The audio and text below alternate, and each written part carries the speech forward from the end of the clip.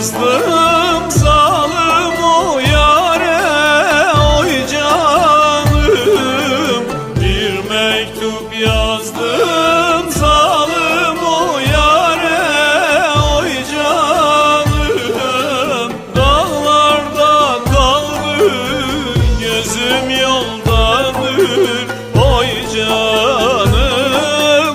Senin o kaşın alem ağlatır, oy canım.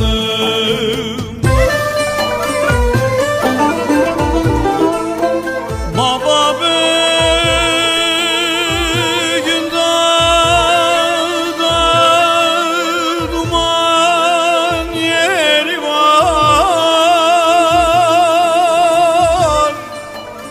kaşta keman yeri var,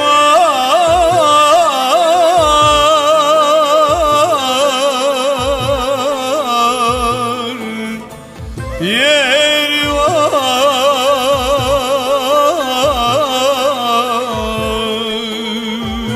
zalim yarim.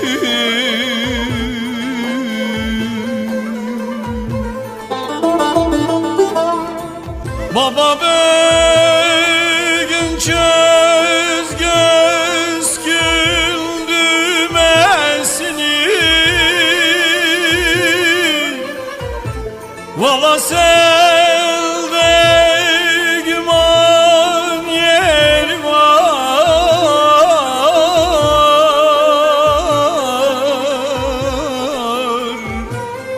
yeri var,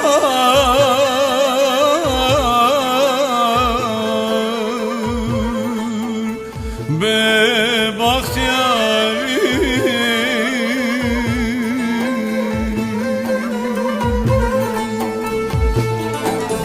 Dağlarda kaldı gözüm yoldadır, oy canım. Senin o kaşın alem ağlatır, oy canım.